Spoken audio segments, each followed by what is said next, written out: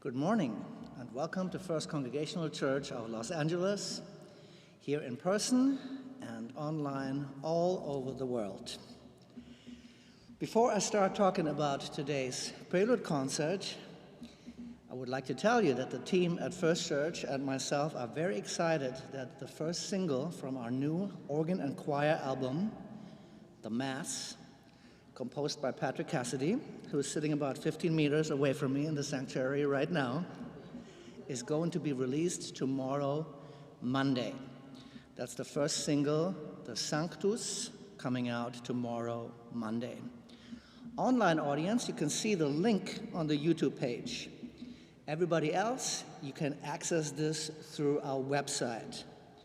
The direct link is fccla.org/the-mass-album.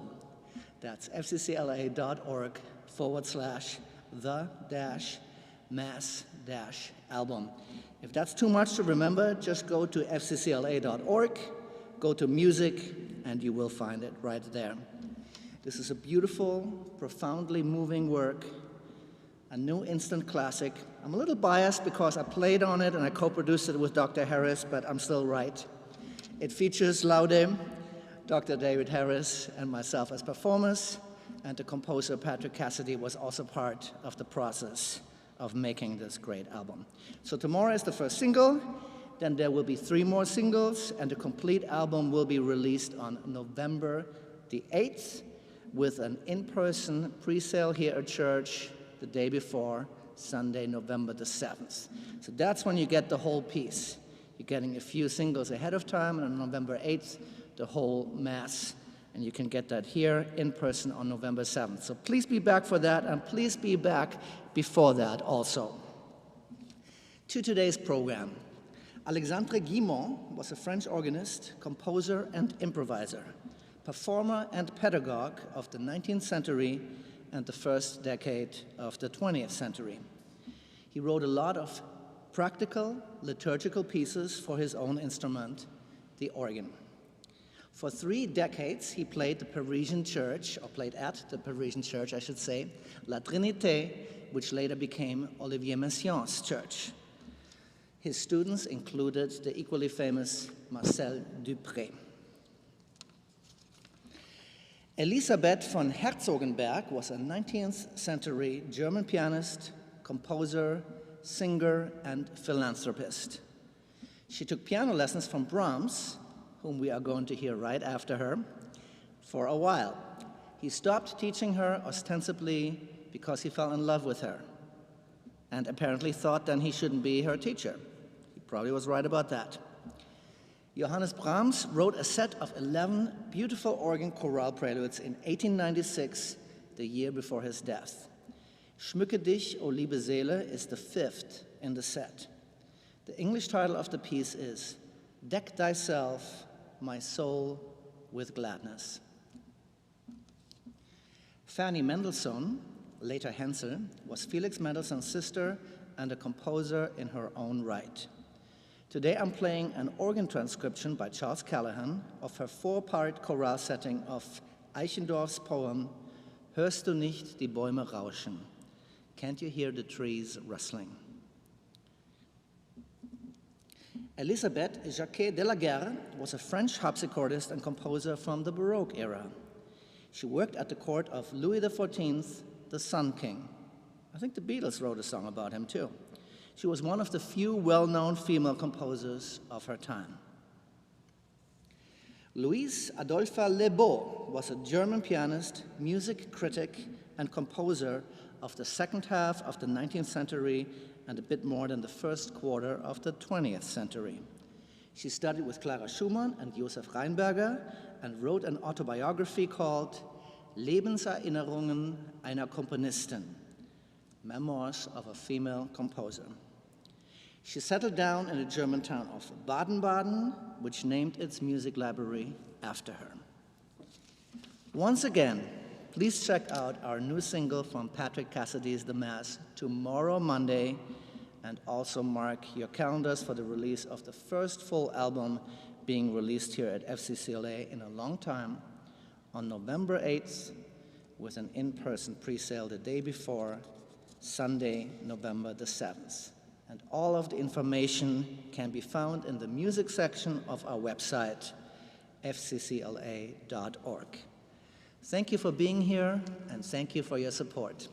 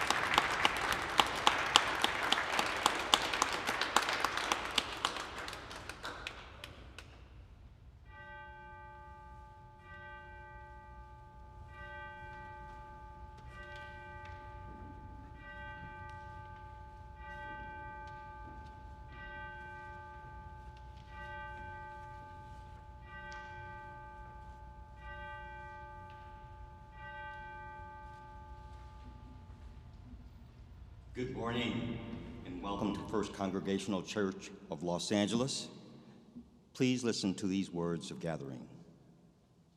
In the midst of wind and fire, rain and thunderclaps, mist and darkness, we feel our hearts opening, softened by the turbulent powers like hard earth now turning easily on the blade of a plow. Hope sows itself in our hearts' deep crevices. There it remains, nurtured in some mysterious way, ready to burst forth in some long-distant shadowed day. If it be fear that opens us to hope, then fill us with it. If it be love that sows it in our hearts, then let us feel love's drenching presence. If it's faith that nurtures in seeds already sowed, then give us strength to wait the day when faith is all we have and all we need. O holy moment, in the places where we live our lives and find meaning, plant within each one of us seeds with endless hearts as you ground us in your presence and call us to grow. May it be so. May it be so for us.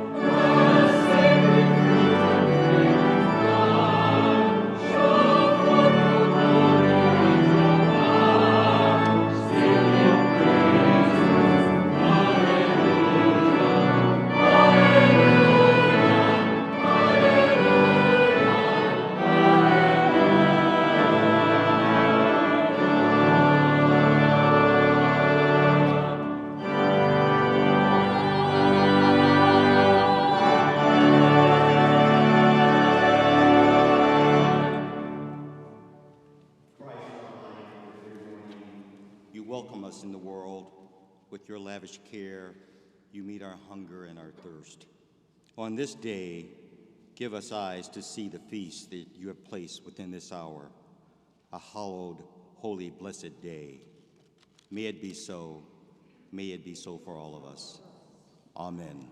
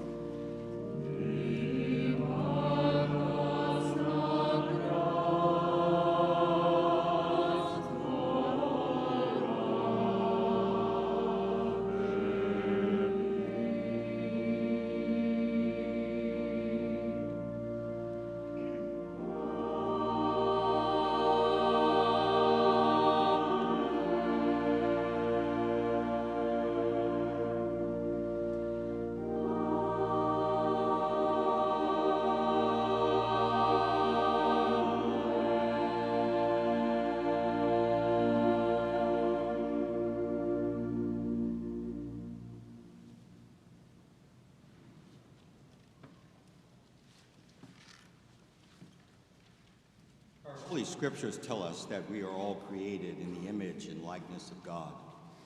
In this place, we celebrate the mystery of who God is.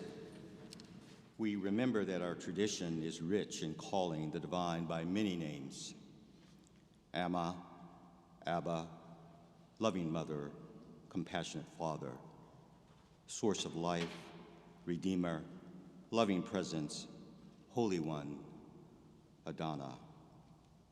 Because of this mystery, we invite you to pray the Lord's Prayer in your own tradition and language. In this way, we celebrate the interconnectedness of our lives, whether we come from near or from far. Let us now pray together as Jesus taught us. Our God, who art in heaven, hallowed be thy name. Thy kingdom come, thy will be done, on earth as it is in heaven. Give us this day daily bread, and forgive us our debts as we forgive our debtors. And lead us not into temptation, but deliver us from evil. For thine is the kingdom, and the power, and the glory forever. Amen.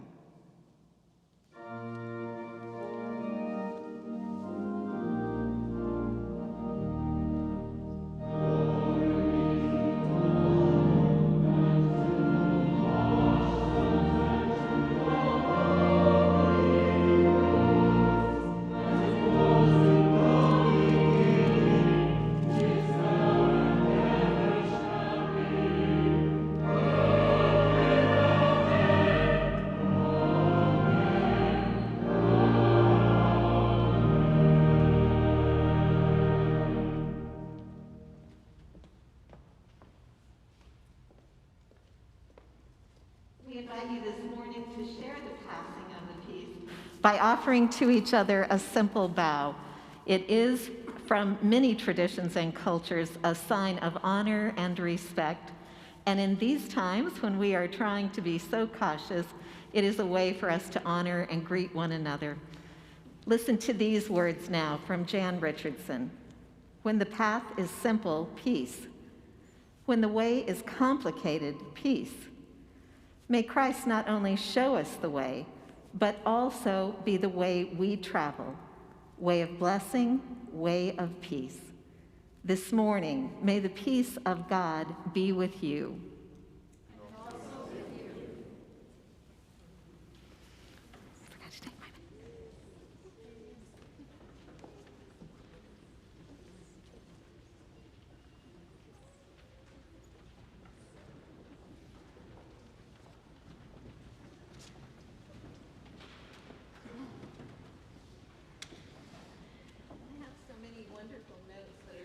Remind me of several things. Usually it is the pause, do all the things we're supposed to, but I'm going to have to add take off your mask. I'm forgetting it and then I get caught in it.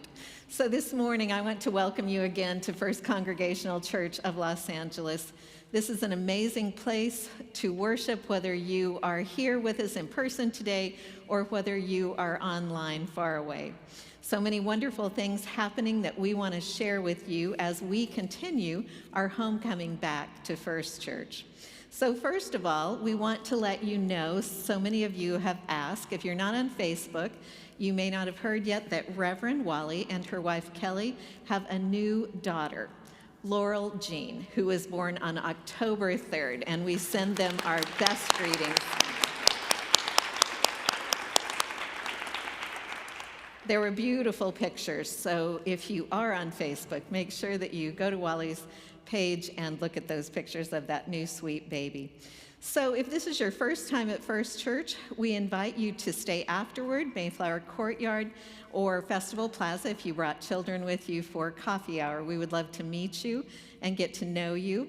Also, to let you know that if you're interested in learning more about the church, or if we haven't been able to connect with you through the pandemic as much as we would have liked, you may email the church at info.com and ask to have coffee with either Reverend Michael or with myself. We would love to see you. We have a special All Saints service that we are planning for November 7th. We're going to ask you this year to bring something that is reminiscent of a person that you loved who is no longer with us. It might be a photo, it might be a poem, it might be something that they gave you, a small trinket. We're going to have our communion table here that day, and we will put everything on there, and then we will have a special time in that service to light candles and to remember those. We will also that day be remembering all of those who have died through this pandemic from COVID. We also have tomorrow, there is the release of the first single of the Mass. We're so excited about Patrick Cassidy. He has a wonderful brother, Frank, but Patrick actually is the one who wrote this. So the first release of this album that is so amazing comes out tomorrow. And then there will be many pieces of the Mass in that All Saints' Day service, and also the album will be released the following day. You've got information about the ways you can do justice. You can serve on November 7th and December 5th with our Food at First. We invite you to be involved in that. If you have children 8 and above, there is Commonwealth Community Chorus on the field right after church. And then on Monday evenings, we invite you to be part of the conversations around the book Sacred Earth, Sacred Soul. We are spending these fall months working with this book and working with the idea of the roots that we have in our tradition that came from the Celtic Church. So please join that conversation or buy the book. It will help you a lot during these days. And now we continue in our worship.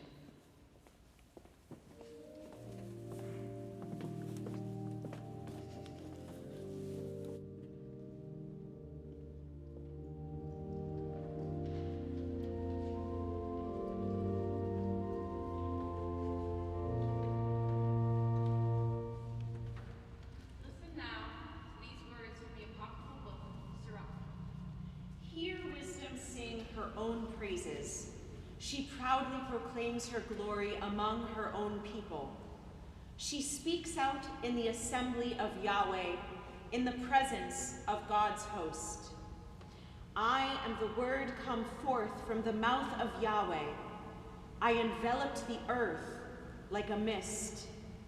I dwelt in the high heavens, my judgment seat a cumulus cloud. Alone I encompassed the vault of the sky. I wandered across the abyss. Over the waves of the sea, over the whole earth, over all peoples and nations I reigned. I searched for a place to rest among all these places, where I would dwell among all of creation. I have put down roots among an honored people, selected to be God's portion. Come near, all you who yearn to eat heartily of my fruit. You will be reminded that I am sweeter than honey, more precious than the honeycomb. Once you feed on me, you'll yearn for more. Once you drink of me, you'll thirst for more. Once you hear me out, you are beyond disgrace. Once you follow my regimen, you'll fail no more. All this is the book of the covenant of Yahweh, the law which Moses ordained for us, as the heritage for the assemblage of Jacob. It floods with wisdom like the Pishon, like the Tigris during the fruiting season. It overflows with understanding, like the Euphrates, like the Jordan at harvest time. It flows with discipline, like the Nile, like the Gihon when the grapes are ripe. Our ancestors never fully understood its message. Our contemporaries still lack a full grasp. Its thoughts are wider than the oceans, its ambition deeper than the abyss. And I was like a stream branching off a river, like a waterway running through a field. I said, I will water my garden, soak my flower beds, and behold, my waterway became a stream, and my stream became a river. Once again, I will send forth my teachings, shining like the dawn, that its light may be viewed far and wide. I will send forth my teaching like prophecy and will it to future generations. Let it be known that I have not toiled just for myself, but for all who thirst for wisdom. This is the wisdom of the ages. Thanks be to God.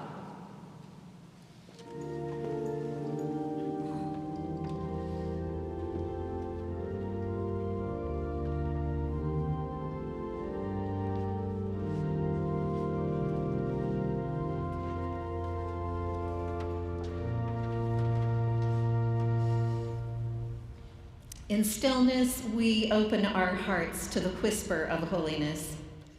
Chords of music fill us with deep reverence for the wonders we see and know in creation. The rhythms of life come constant to us through the blessing of the music of life and steady our pulse. Let us overflow with the gift of the past and present and feel the sacred in each note, each chord, each harmony of life, as we are now in silence together.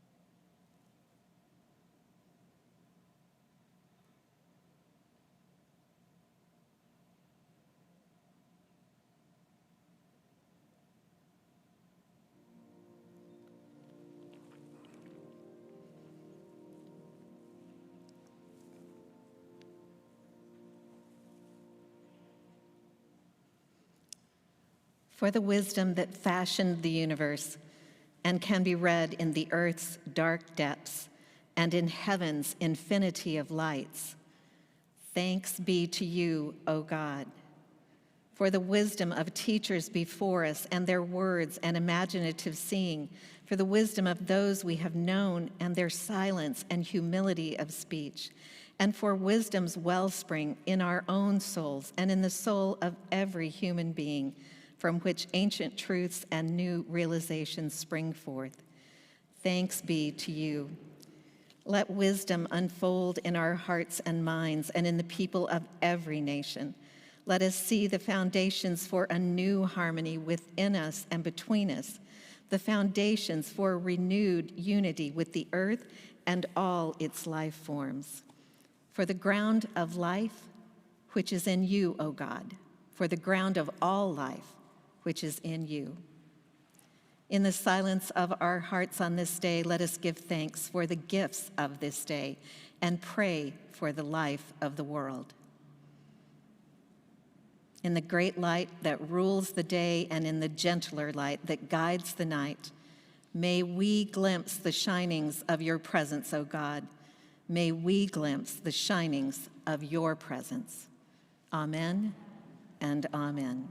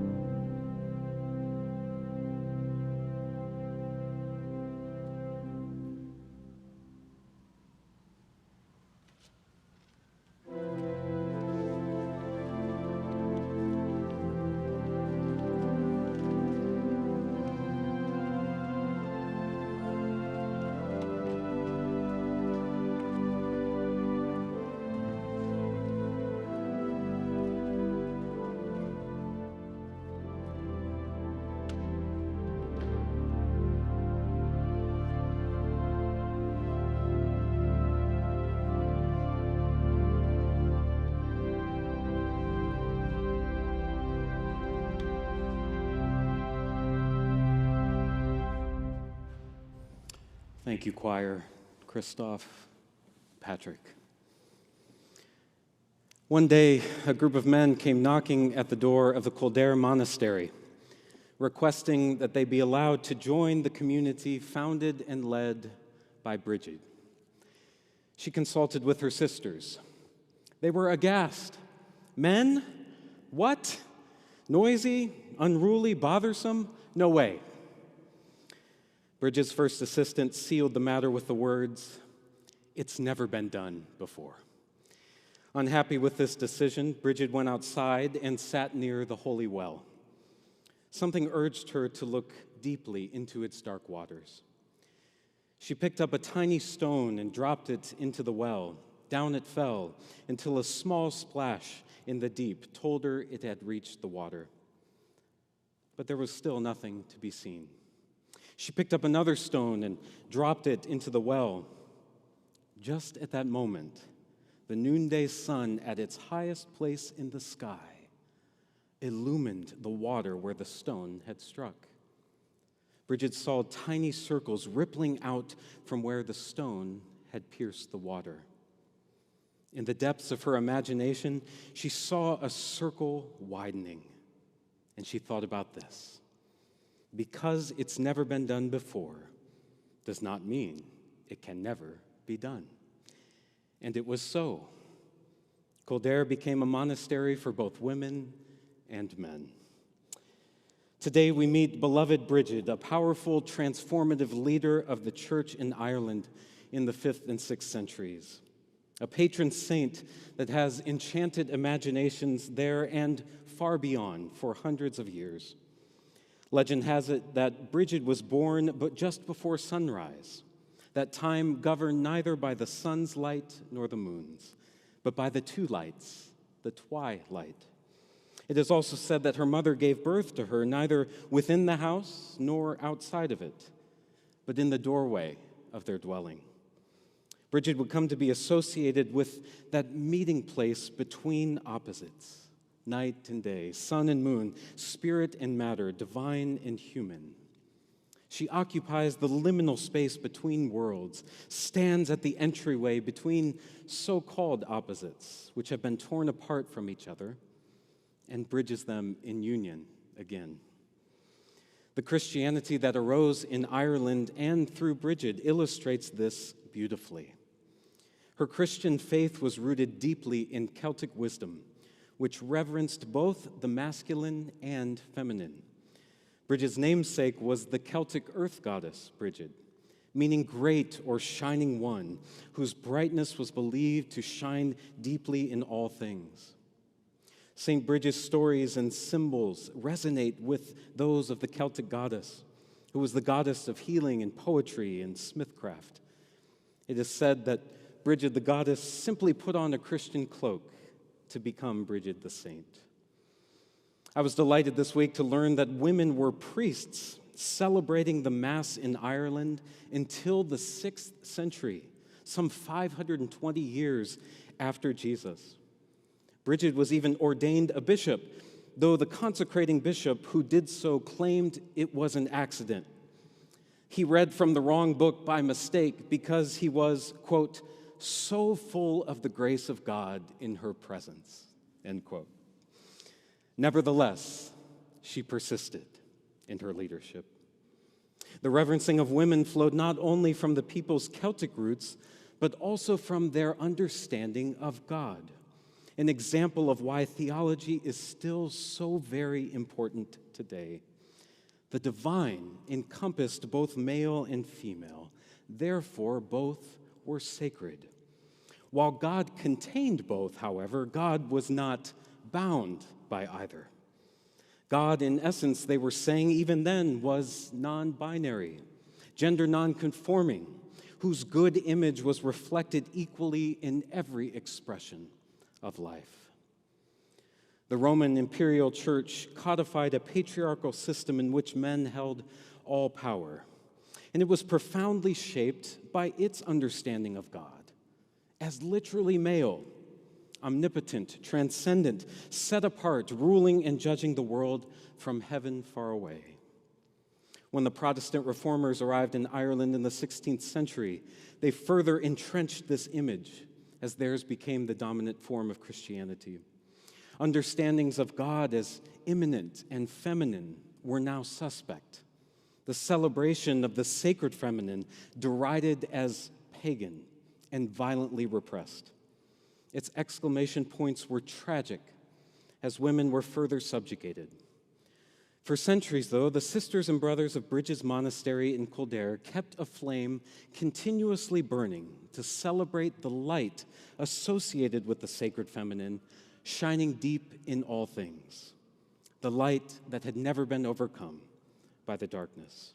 Day after day, night after night, it was tended, kept alive until the 16th century, when it was finally extinguished by the reformers.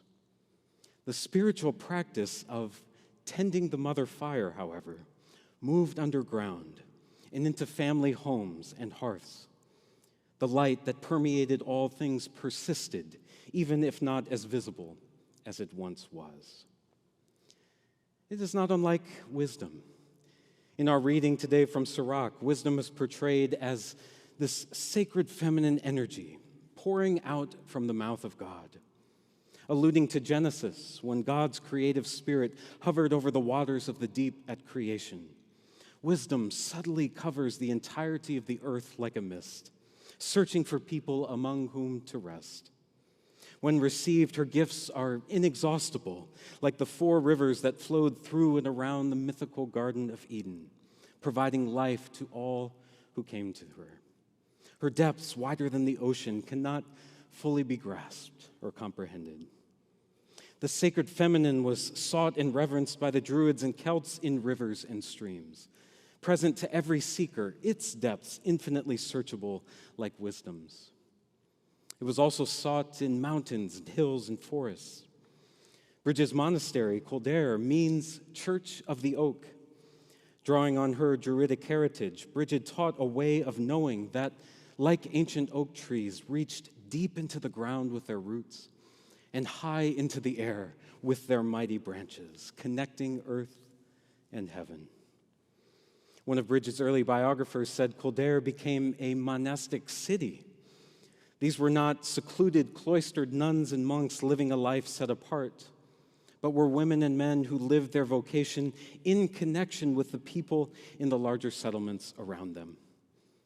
Bridget and her community became known for their lavish compassion and generosity, creating, in effect, a sanctuary city as they saw and affirmed the sacred in every stranger, every foreigner, every other they refused to deem and treat as such. In embracing the sacred feminine, we find immediacy in its call to the thresholds. There, its wisdom challenges our dualities and invites us into healing what is fractured.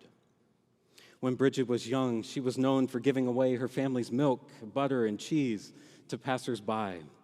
One day, she gave her father's bejeweled sword to a beggar. Filled with rage, her father went to the King of Leinster to complain about her. "She does things without asking for permission," he said. There are certain things we need to do without asking for permission as well, to stand at the doorway of compassion, to stand for things we know to be true and good and loving and just, to merge the divine imperative with the imperatives our souls already know. Bridget spoke exquisitely of the Christhood of all people.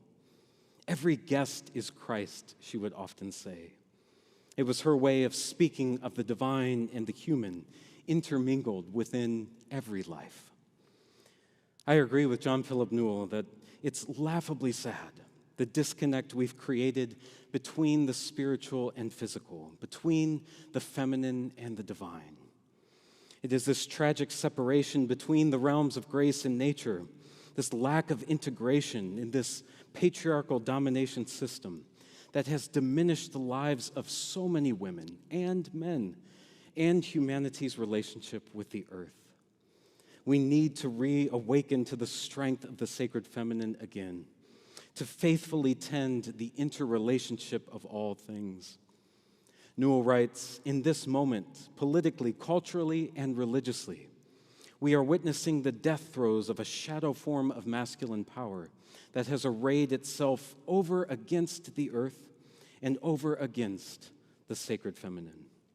This shadow form of power, however, has no ultimate future, for it is essentially false in its betrayal of the earth and the feminine. So in fear, it is lashing out with unprecedented force. We, all of us, need the power of the sacred feminine. It is not a strength that is used against another, but for one another. It serves our relationship with the earth and the creatures, and it tends and bridges our interconnections with those on the other side of boundaries, political, racial, and religious. Bridget is our reminder that this recovery need not, cannot wait for permission. In this threshold moment we are living, it is needed now. In this threshold community, writing a new future together, with and for one another, and LA and the earth.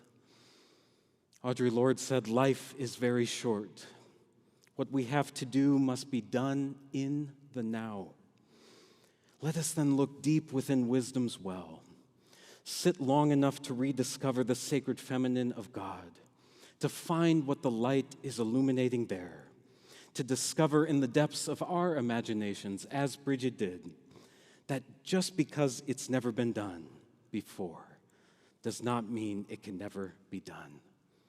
This well holds great energy and possibility for ever-widening circles of new life. So for this work, I leave you with a blessing still shared in some parts of Ireland today. May God and may Bridget be with you. Amen.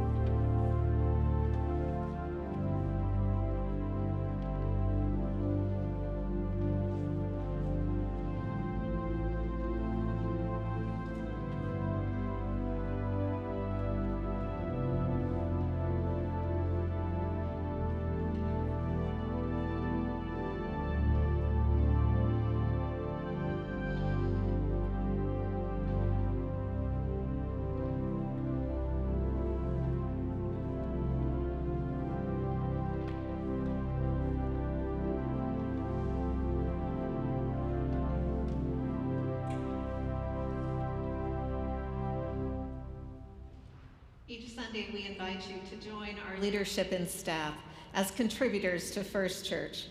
We are all grateful to be together each week in person or online. In your orders of worship, you will see a QR code. Simply hold your camera up to that code and you will be directed to our giving page. If you'd like to access the website from a browser, you can do that also. Or if you brought an offering with you today, you will find envelopes and a secure place to put those in the narthex after worship. We are grateful for your continued commitment to First Church. Listen now to these words from Jan Richardson as our invitation to offering today. May the God who dwells behind time and the God who dwells within time bless you with the gift of time. May it be for you an open door, a spacious place, a realm of meeting, a world of grace. May the power of Bridget inspire you, the grace of Bridget attend you, the flame of Bridget engage you. May the God who provided her all these gifts provide them also to us, that we may go into the world with her lavish generosity and her creative flow.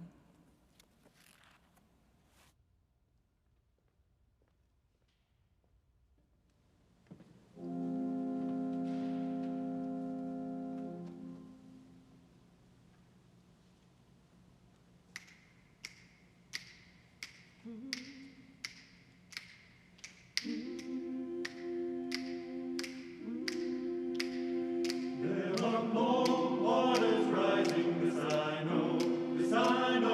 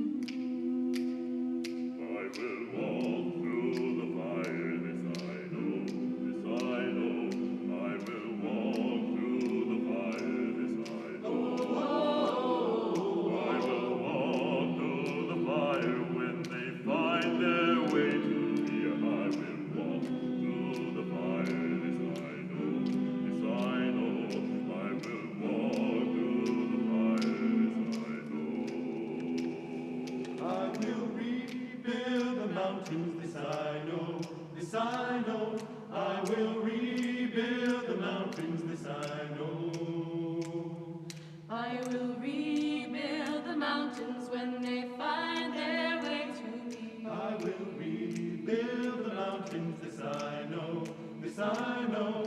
I will rebuild the mountains, this I know.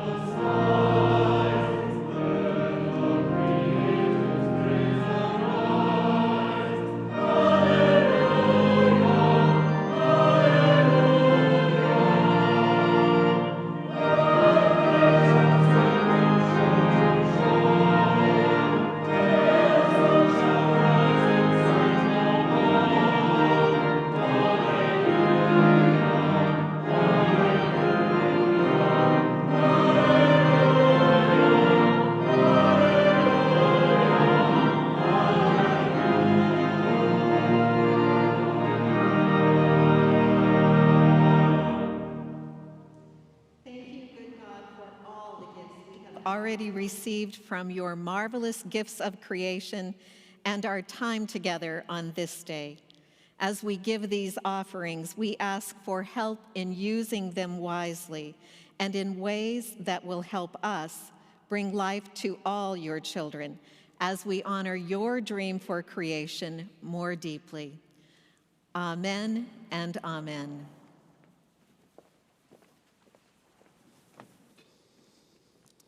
Hear now these words for the journey. May the spirit of St. Bridget, woman of lavish hospitality, inspire you this day. Amid the fragments, may you find the wild bounty, and in every moment, a feast. Before you, behind you, may Christ our light attend your way. May it ever be so.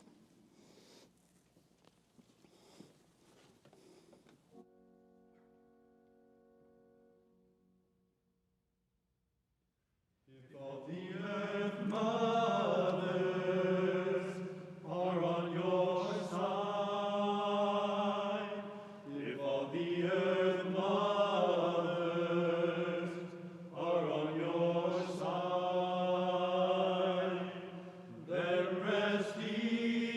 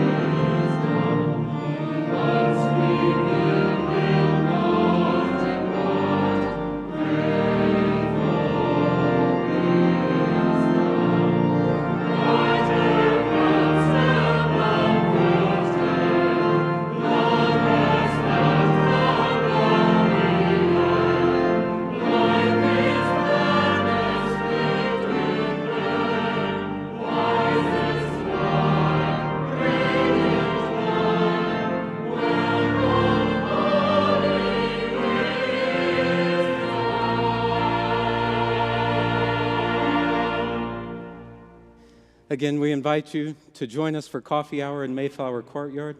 The easiest way to get there is through the middle doors to your left. Please be seated for our postlude.